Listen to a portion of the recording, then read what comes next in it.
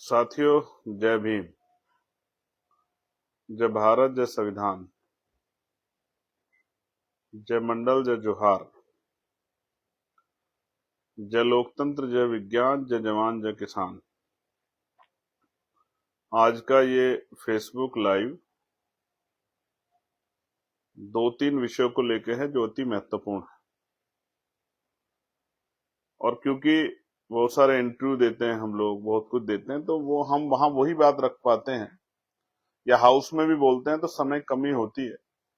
जितना समय हम पे होता है पर्याप्त रूप से, उसी समय में जो पर्याप्त नहीं है, अपर्याप्त समय है, लेकिन उसमें ही बात रखनी होती है, बहुत सारी महत्वपूर्ण चीजें छूट जाती है। मैंने ये तय किया है कि अब हम लोग शेड्यूल बनाएंगे, हर शाम को 8 बजे आके किसी जिले के संगठनात्मक शक्ति, वहां के कार्यक्रम, वहां जो लोग काम कर रहे हैं उनको समाज में इंट्रोड्यूस कराना, या इस तरह से एक प्रक्रिया हम लोग बनाएंगे कि विधानसभा वाइज भी हम लोग कर सकते हैं। एक दिन में 3-4 विधानसभा के लोगों को हम लोग इंट्रोड्यूस करा दें और वहां किस तरह काम हो रहा है ये सारी जानकारियां दे दें। इस पे हम लोग काम करेंगे, जिससे कि इस सोशल मीडिया का फायदा उठाया जाए। और यहाँ जो महत्वपूर्ण है, हमारी ज्यादा बात आ जाती है, जो बात हम कहना चाह रहे हैं उसमें बिना किसी रोक टोक के, हालांकि रोक टोक तो यहाँ पे भी लगाने की कोशिश की जाती है। कई बार हमने देखा है कि इंटरनेट बंद हो जाता है, लाइव ऑटोमेटिक एकदम बंद जैसी स्थिति बन जाती है। ये सब चीजें हमने अब देखी, लेकिन फिर भी यहाँ काफी अच्छा है कि बहुत सारी बातों को हम लोग कह पाते हैं। तो प्यारे साथियों, मैं अपनी बात को शुरू करते हुए बहुजन समाज में जन्मे सभी संतों, गुरुओं और महापुरुषों को नमन करता हूं। और नमन करने के पीछे जो सबसे महत्वपूर्ण कारण है, मैं बार बार बताता हूं कि जितना भी हम लोग इनको याद करें, नमन करें, वो कम है। हालांकि असली नमन वही है कि जब हम इनके विचारों पे काम करते हैं, इनकी बातों को आगे बढ़ाते हैं, इनके विचार को आगे बढ़ाते हैं, इनके अधूरे सपनों को पूरा करते हैं, जिस तरह का जीवन इन्होंने जिया उस जीवन को जीने का प्रयास करते हैं। यही असली जो है श्रद्धांजलि, आदरांजलि होती है। तो मैं सभी महापुरुषों को याद करता हूं, महामानव तथागत बुद्ध से लेकर जगत गुरु सतगुरु रविदास जी, गुरु वाल्मीकि जी, गुरु कबीर जी, गुरु नानक जी, गुरु घासीदास जी, संत गाडगे जी महाराज, नारायणा गुरु, गुरु ज्ञान भिक्षुदास जी, अखंड ज्योति सतगुरु समनदास जी, आप सबको मैं याद करता हूं। आपके द्वारा समाज में योगदान है उसको भी याद करता हूं। राष्ट्रपिता ज्योतिबा फूले, छत्रपति साहू जी महाराज, संतराम बी प्रजापति जी, डॉक्टर बाबा साहब अम्बेडकर, महामना राम स्वरूप वर्मा, चौधरी महाराज सिंह भारती, बाबू जगदेव प्रसाद कुशवाहा, जननायक कपूरी ठाकुर, सर छोटू राम के साथ साथ बाबू शिवदयाल चौरसिया, रामजी संतू जी लाड,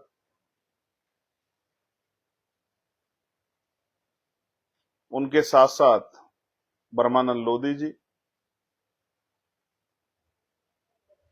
मान्यवर दीनाबाना वाल्मीकि जी, मान्यवर काशीराम साहब,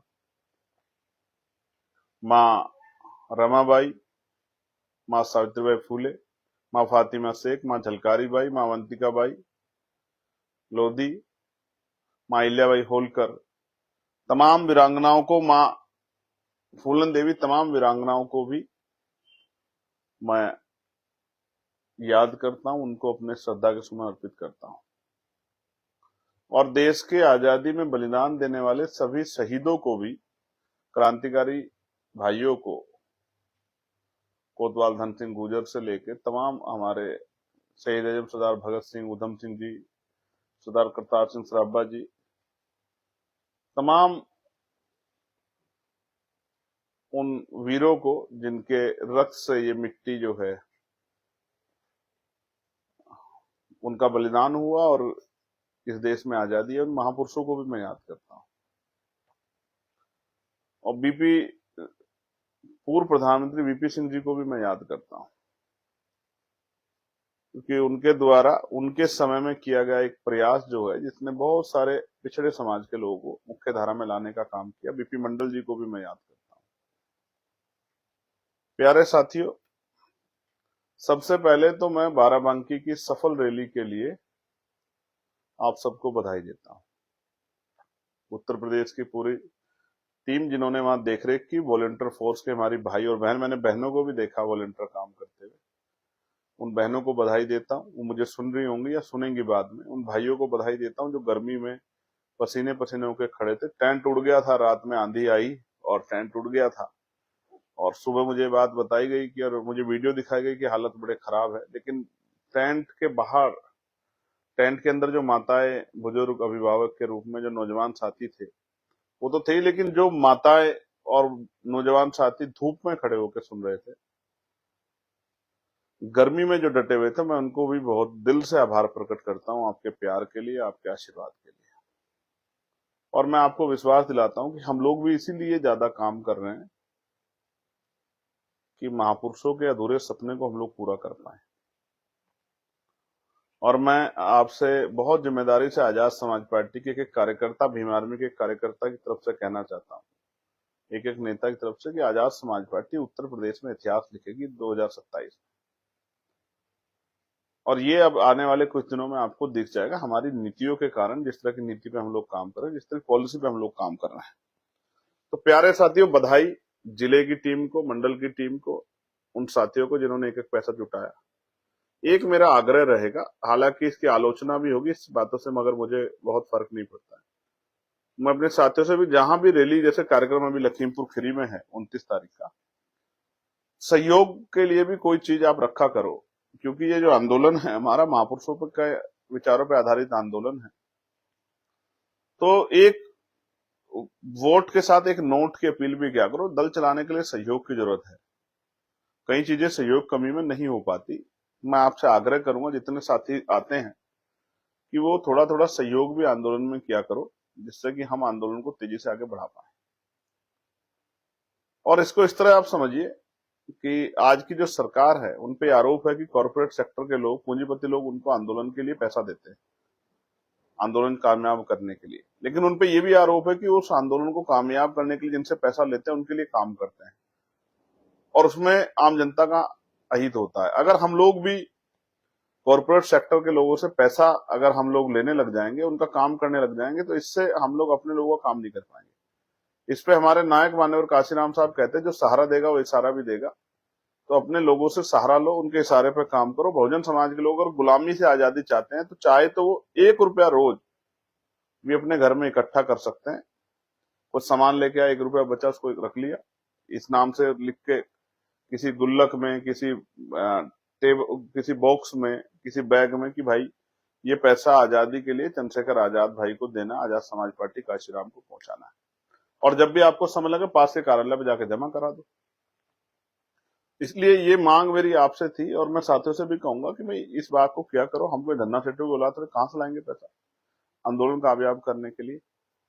दूसरा, जब मैं, क्योंकि मैं वर्तमान के हालात पर चर्चा के लिए कर रहा था, हम बहुजन समाज का आंदोलन चला रहा था, एक बहुत महत्वपूर्ण बात, जो हाईकोर्ट का ऑर्डर आया, हुआ ऐसा कि मैं नजीबाबाद में था लोकसभा चुनाव जीतने के बाद। मैंने एक बात कही कि भाई जब 8-10 दिन कावड़ का त्योहार होता है और सड़कें पूरी फुल हो जाती हैं और कई तरह की परेशानियों का सामना एम्बुलेंस को भी, सरकारी गाड़ियों को भी, प्राइवेट व्हीकल्स को भी करना पड़ता है, बच्चों को भी, छात्र छात्रा को भी करना पड़ता है, तो 5 मिनट जब नमाज का समय आता है ईद का, तो उसको 5 मिनट मिल जाए तो कोई बुराई तो नहीं।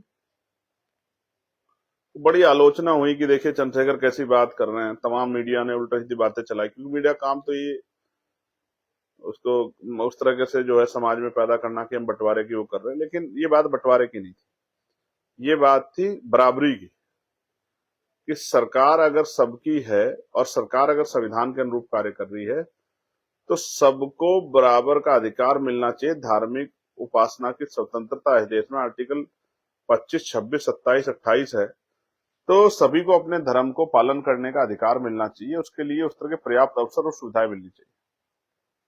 तो जो बात मैंने कही उस समय तो तमाम आलोचना होती है, हालांकि आलोचना से मुझे क्या फर्क पड़ना, मैं तो सच कहूंगा, मुझे क्या फर्क पड़ता है आलोचना से। लेकिन हुआ ये कि अभी 3-4 दिन पहले हाईकोर्ट इलाहाबाद का एक ऑर्डर आया, जिसमें हुआ ये कि एक मस्जिद में कुछ लोगों ने नमाज पढ़ी थी एक घर पे, और उसके ऊपर मुकदमा करके उनको जेल भेज दिया था, और फिर वो कोर्ट गए। तो कोर्ट ने बड़ा शानदार ऑर्डर देते हुए कहा कि भाई किसी के व्यक्तिगत जमीन पर अगर कोई अपना धार्मिक आयोजन कर रहा था, आप कौन है उनसे परमिशन के लिए कहने वाले या उनसे सवाल करने वाले? आप कौन है उन पर कार्रवाई करने वाले? अधिकारियों से पूछा, डांट लगाई, और यहां तक कह दिया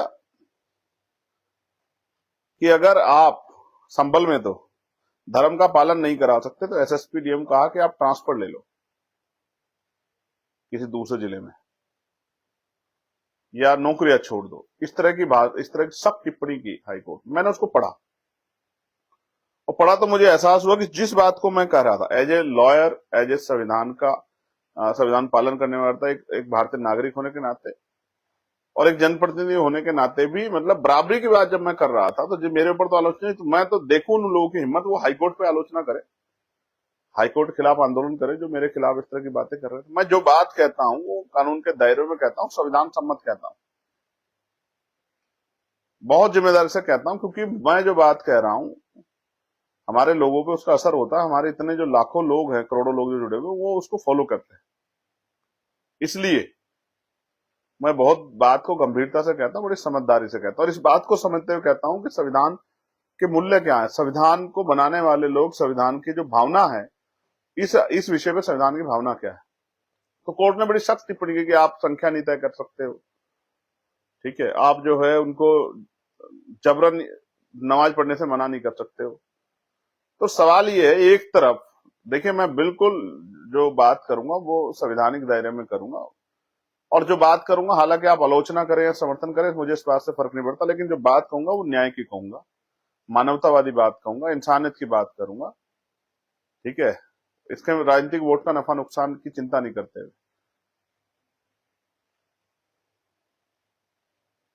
सबको धार्मिक आजादी देता है संविधान। जहां एक तरफ आप सड़कों को ब्लॉक हो जाती है, उनकी परवाह नहीं करते, तमाम धार्मिक यात्राएं सड़कों पर निकलती हैं, आप लोग उसमें प्रोटेक्शन देते हैं, व्यवस्था करते हैं, आप उससे भी आगे बढ़ के पुलिस ड्यूटियां लगाते हैं, फूल बरसाते हैं, तमाम तरह की प्रयास करते हैं कि भाई कार्यक्रम शांति प्रिय हो, सुविधाएं मिले। अधिकारी जाके पैर दबाते हैं, तेल मालिश करते हैं, बढ़िया खाने की व्यवस्था कराते हैं, सब चीजें कराते हैं, यानी कि पूरी सुविधाएं कराते हैं। बड़े बड़े नेता फूल बरसाते हैं। तो ये एक तरफ इतना प्यार और दूसरी तरफ इतनी नफरत क्यों कि आप कह रहे हैं कि 1 इंच पैर मत बाहर रख देना, वरना रेल बना देंगे, ये कर देंगे, वो कर देंगे। अधिकारी जो है वो भाषा बोल रहे हैं भाजपा नेताओं जैसे। और ये जो मैं समझता हूं ना कि ये कैसे क्यों हो रहा है, इसके पीछे मुझे एक कारण नजर आता है कि मुख्यमंत्री जी का आदेश है। कौन मुख्यमंत्री? ढोंगी मुख्यमंत्री, ढोंगी आदित्यनाथ जी। मैं इनको ढोंगी क्यों बोल रहा हूं? इसलिए बोल रहा हूं क्योंकि वो ढोंग रचते हैं। वो कहते हैं कि भाई साहब मैं तो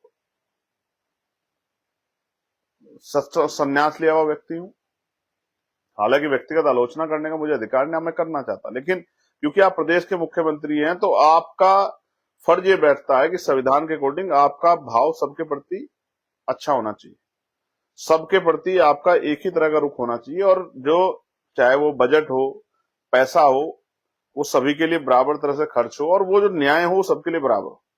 लेकिन मैं यहाँ ये बात शेड्यूल कास्ट, शेड्यूल ट्राइब और बैकवर्ड के लोगों को भी कहना चाहता हूँ। अभी रविदास जयंती का कार्यक्रम हुआ, कोई परमिशन नहीं दी गई, नहीं, एक परमिशन पे तो बवाल हो गया। जो पुलिस ने पहले एडमिनिस्ट्रेशन ने परमिशन दे दी और बाद में उसको कैंसिल कर दी किसी शिकायत पे। तो अगर आपको कैंसिल करनी थी किसी शिकायत पे तो आपने दी क्यों? आपने इस तरह की स्थिति क्यों पैदा की? आपने पहले जांच क्यों नहीं कराई? अधिकारियों को कोई जवाब नहीं है।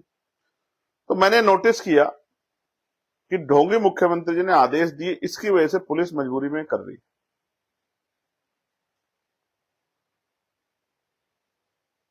उदाहरण, उत्तर प्रदेश में कोई गुरु रविदास जी की जयंती की नई परमिशन नहीं, उत्तर प्रदेश में डॉक्टर बाबा साहब अम्बेडकर की जयंती की कोई नई परमिशन नहीं, किसी शोभा यात्रा कोई नई परमिशन नहीं, किसी गुरु घर पे उस तरह का साज सजावट का प्रोग्राम। मैंने तो अपने यहाँ जिलाधिकारी से कहा भी, क्योंकि ये हमारा अधिकार है लेकिन तमाम धार्मिक आयोजनों पे इतना जो है सरकार सहयोग करती है, अधिकारी सहयोग करते हैं, जाकर जांच करते हैं। ईद पे भी हम लोग देखते हैं, जाते हैं ईदगाह वगैरह पे, लेकिन SC ST OBC के उसमें तो नहीं दिखाई देते कहीं, किसी भी धार्मिक उत्सव पे नहीं दिखाई देते। इतने महापुरुषों की जयंती होती है, फूले साहब की होती है, साहू महाराज की होती है, काशीराम साहब की होती है, बाबा साहब की होती है, गुरु रविदास जी की होती है, गुरु कबीर जी की होती है, कभी नहीं दिखाई देते। क्यों नहीं दिखाई देते भाई? इसका मतलब आप ढोंग करते हैं, झूठ बोलते हैं, आप ढोंगी हैं। आप अपने ढोंग के चरित्र को मुख्यमंत्री बनने के बाद भी नहीं बदल पाए। इसलिए मैं कह रहा हूं, ढोंगी आदित्यनाथ जी जो मुख्यमंत्री हैं उत्तर प्रदेश के। प्यारे साथियों, मैंने कहा ना, मैं कोई भी बात हवा में नहीं कहता हूं। मैंने इस कोर्ट का आपको ऑर्डर का वो दिया जिसके आधार पे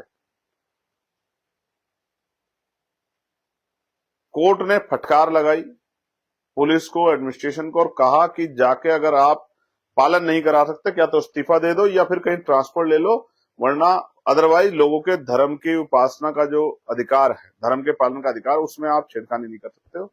ये एक बहुत बड़ा तमाचा है पूरी सरकार को, उनकी पॉलिसी को। और अधिकारी बेचारे तो मजबूर हैं, पुलिस के और एडमिनिस्ट्रेशन के, सरकार के हिसाब से उनको काम करना, जो सरकार चाहती है वो काम करना, वो तो बेचारे मजबूर है। इसलिए मैंने बताया कि उत्तर प्रदेश में क्या चल रहा है, बहुत जिम्मेदारी से, कि उत्तर प्रदेश में धार्मिक आस्था कुछ ही लोगों की है, उन्हीं लोगों की जो सरकार के एजेंडे फिट बैठते हैं, वरना दलितों की, मैंने आपको बता दिया, बहुत बड़ा समाज है रविदास जी को मानने वाला, कोई वो नहीं, कोई सहयोग नहीं, कोई नई परमिशन नहीं, कोई उनकी जो है धार्मिक भावना कोई सम्मान नहीं। बाबा साहब और तो और जिसका नाम लेते हैं दुनिया में जाके, और मुख्यमंत्री जी गए थे बाहर जापान वगैरह, कब बोले मैं बुद्ध के देश से आया हूं।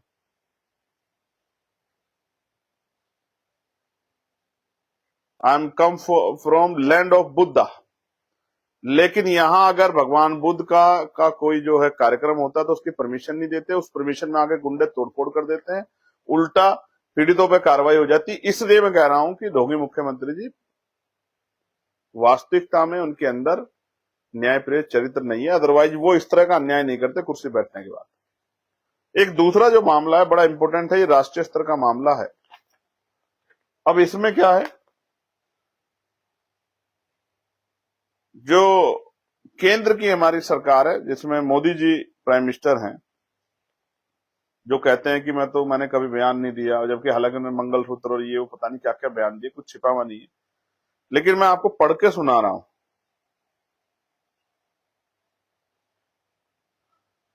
मोदी सरकार के कार्यकाल में अल्पसंख्यकों पर अत्याचार बढ़े हैं। इन पर निगरानी रखने और इनको रोकने के लिए बनाए गए राष्ट्रीय अल्पसंख्यक आयोग को पूरी तरह से पंगु बना दिया गया है। नरेंद्र मोदी जी के प्रधानमंत्री बनने के बाद राष्ट्रीय अल्पसंख्यक आयोग NCM की रिपोर्ट संसद में पेश नहीं की जा रही। दिल्ली हाईकोर्ट ने भी सरकार की लापरवाही पर सवाल उठाया। क्या दोहरा मापदंड नहीं, विदेशी रिपोर्ट ठुकराओ लेकिन अल्पसंख्यक संस्थाओं को अंधेरे में रखो। और नारा क्या दिया, सबका साथ सबका विकास। इसलिए मैं आपको कह रहा हूं कि राष्ट्रीय अल्पसंख्यक आयोग की एक भी रिपोर्ट, अब मैं मंडे को जब जाऊंगा तो इस पर जो है तख्ती लेके प्रदर्शन करूंगा, पूछूंगा सरकार से सवाल, एक भी रिपोर्ट राष्ट्रीय अल्पसंख्यक आयोग की इस 12 साल के कार्यकाल में अब तक भी सदन के पटल पर नहीं रखी गई है। ये एक बहुत बड़ा, जब आपने रिपोर्ट ही नहीं दी समितियों ने, तो एक नए तरह का बदलाव, नई तरह की स्थिति की जानकारी, उसकी निगरानी और उस पर जो रोकथाम है अत्याचारों पर, या उनके लिए उनके अधिकार क्षेत्र को मजबूत करने के लिए, उनको सशक्त करने के लिए कोई योजना आप कैसे बना लो। मैं इसको और मजबूत करके बताता हूं। 2014 में नरेंद्र मोदी जी ने सबका साथ सबका विकास का नारा देकर सत्ता में आए। 2019 में उन्होंने सबका प्रयास सबका विश्वास जोड़ दिया। इस नारे को मोदी सरकार की पहचान बनाने में हर मुमकिन कोशिश की। प्रधानमंत्री नरेंद्र मोदी जी हर भाषण में दोहराते हैं, दावा करते हैं कि उनका शासन समावेशी है, कोई भी वर्ग पीछे नहीं छूटेगा। लेकिन जब बात राष्ट्रीय अल्पसंख्यक आयोग NCM की वार्षिक रिपोर्टों की आती है तो ये नारा खोखला सा होता है। 2014 से अब तक राष्ट्रीय अल्पसंख्यक आयोग की एक भी वार्षिक रिपोर्ट संसद में पेश नहीं की गई है। यह राष्ट्रीय अल्पसंख्यक आयोग अधिनियम 1992 की धारा 1313 का सीधा उल्लंघन है। यह धारा स्पष्ट रूप से कहती है कि आयोग की रिपोर्ट, उसमें दी गई सिफारिशों पर सरकार की कार्रवाई का मेमोरेंडम और अस्वीकृति के कारण सब कुछ संसद के दोनों सदनों में रखा जाना चाहिए।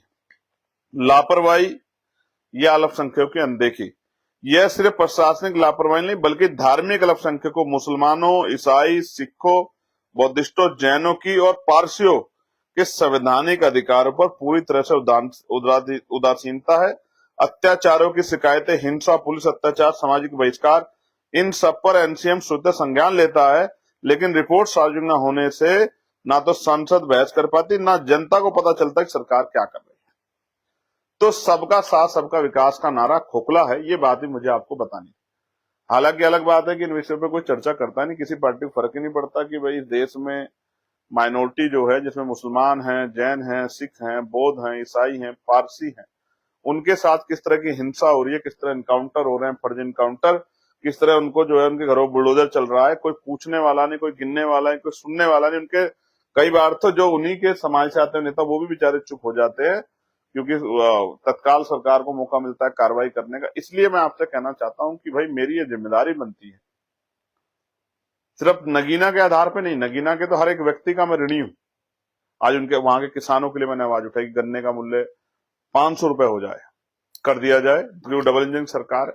और बिजली जो है, आपने वादा किया चुनाव में 2022 के कि बिजली का दाम हम लोग आधा कर देंगे, लेकिन बिजली सोने के तारों में आ रही है। उत्तर प्रदेश में किसान मजदूर परेशान है, गरीब मिडिल क्लास परिवार परेशान है, बिजली के दाम कम किए जाएं। मैंने सरकार से मांगी किसानों का कर्ज माफ किया जाए, और जो आप किसान सम्मान निधि देते हैं, आप कहते हैं 6,000 रुपए सालाना, यानी कि 6,000 तो एक बार सुनने में लगता है, लेकिन असल है 500 रुपए महीना। 500 रुपए महीना में एक हफ्ते का राशन नहीं आता, 2 दिन के भोजन में 500 रुपए खर्च हो जाते हैं। सम्मान नहीं है, ऐसा है निधि, इसलिए मैंने इसको 1,00,000 रुपए किया जाए सालाना, इसकी मैंने मांग उठाई।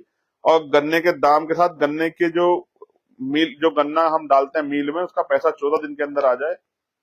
और ये सारी मांगे, और जो हमारे यहाँ की जर्जर नहरें नगीना की, उनकी भी मांग मैंने उठाई, उनका ध्यान रखा जाए, उन पर वो काम किया जाए। और कोल्ड स्टोरेज और जो है वो हमारे यहाँ बन जाए, इसकी भी मांग को जो है मैंने पार्लियामेंट में जोर शोर से उठाया कि भाई कोल्ड स्टोरेज हमारे यहाँ बन जाए, या जो बड़े से वो बन रहे हैं उस तरह के वो भी हमारे यहाँ बन जाए, ठीक है, गोदाम।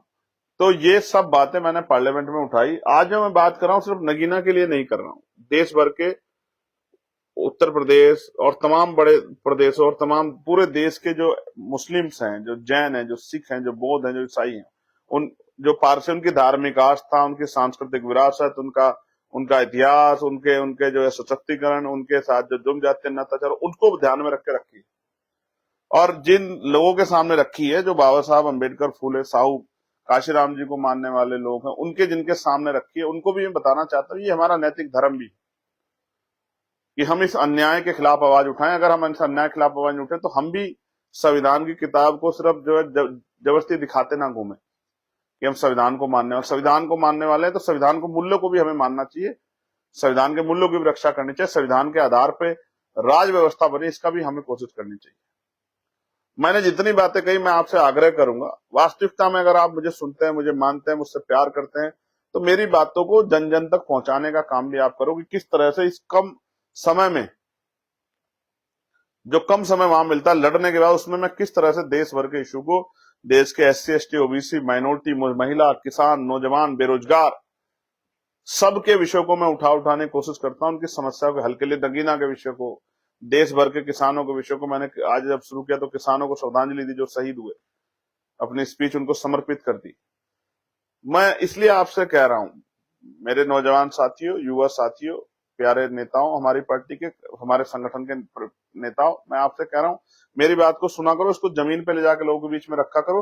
तमाम लोग आएंगे ददर की बात करने, तमाम राजनीतिक दल की बात करेंगे, वोट की बात करेंगे, लेकिन जो मुद्दे जिनसे लोग, जनता को दिक्कत है, आलू के दाम की मैंने बात की, आलू का दाम, आलू के किसानों को नहीं मिल रहा पर्याप्त दाम, जो उचित दाम मिलना चाहिए। मैं पानी की समस्या के लिए बात की, तो मैं ये बात आपको इसलिए कह रहा हूं, जैसे एक समस्या और है, नोएडा में सफाई कर्मचारियों के नेता नोएडा अथॉरिटी पर अपनी मांग को लेकर शांतिपूर्ण धरना दे रहे थे, मगर गौतम बुद्ध नगर पुलिस ने जबरन उन्हें जेल में भेज दिया। उन सबकी मांगे मानी जाए। गौतम बुद्ध नगर में जो सफाई कर्मचारी नेता है वो नोएडा अथॉरिटी पे अपनी मांगों को लेकर शांतिपूर्ण धरना कर रहे थे और नोएडा पुलिस ने उनको उठा के जेल में भेज दिया। कुछ लोग छूट गए, कुछ लोग जेल में हैं। उनकी सारी मांगों पे सुनवाई होनी चाहिए। ये मांग भी जो है आज हमारे संज्ञान में आई और मैं आपके इस लाइव के माध्यम से आपको रख रहा हूँ। और मैं जो यूट्यूबर भाई जो तमाम साथी जो है वो करते हैं, मैं उनसे भी कहूंगा कि इस विषय की गंभीरता को समझते हुए आप जरूर जो है इस पे अपनी वीडियोज बनाएं, जिससे कि भाई ये मेरी जो मांगे हैं ये सरकार तक पहुंचे। मेन स्ट्रीम मीडिया दिखाएं, आप तो दिखा दो भाई, आपका धन्यवाद कर देंगे हम लोग, हालांकि हम तो करते ही हैं।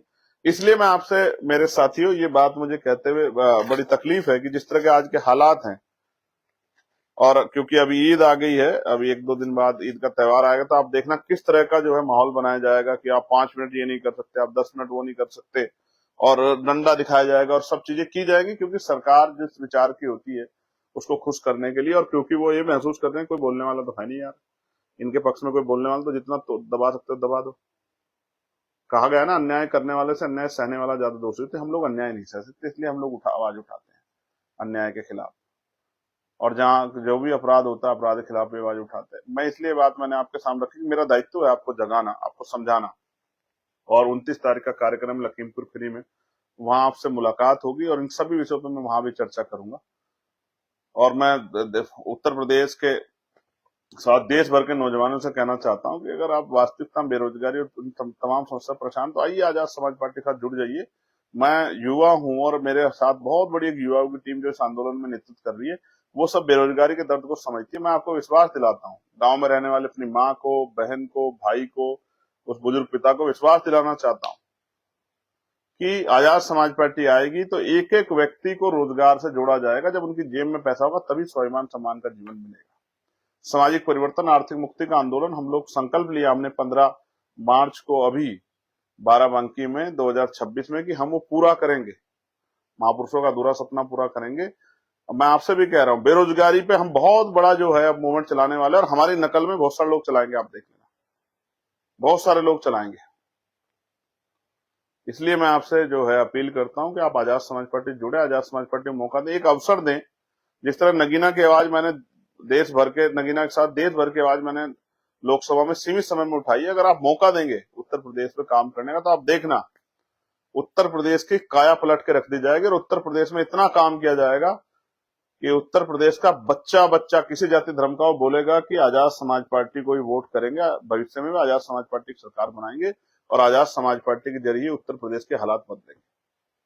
चाहे वो मेरठ की समस्या हो कि मेरठ में हाईकोर्ट की बेंच बने, इन तमाम मांगों को लेके, जैसे रेलवे की मांगे हम लोगों ने उठाई, लगातार हमारा संघर्ष रहेगा। अभी तो हम लोग सत्ता में नहीं, इसलिए मांगे उठा रहे हैं, सत्ता में होंगे तो कर देंगे धड़ाधड़, जितना बैकलॉग है तत्काल भर देंगे, पहली कैबिनेट में दे देंगे लाखों नौजवानों को रोजगार। मैंने 3 लाख रोजगार रेलवे में खाली पड़ी है बैकलॉग, मंत्री जो जवाब देते 1,42,000 दे रहे, लेकिन 1,42,000 देने के बाद भी 1,58,000 बाकी रहेंगी, उनको भी लड़ लड़ के दिलवाने काम करेंगे। आशा बहने, आंगनबाड़ी बहने, भोजन माताओं, पंचायत सहायकों, सबके विषयों को, पीआरडी के जवान, होमगार्ड भाई, पुलिस के भाई, सबके अर्धसैनिक बल, अर्धसैनिक बलों के मामला आज ही लगाया है।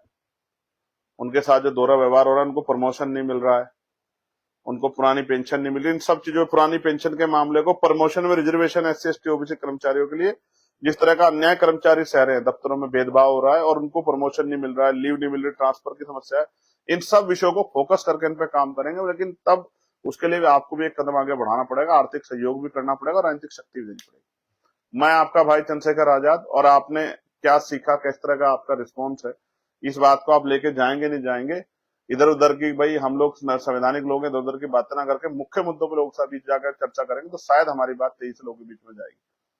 ऐसा मेरा विश्वास है। बहुत बहुत धन्यवाद। जय भीम, जय भारत, जय संविधान, जय मंडल, जय जोहार, जय लोकतंत्र, जय विज्ञान, जय जवान, जय किसान। आप सबके लिए मंगल कामनाएं, आप सबको बधाई, धन्यवाद।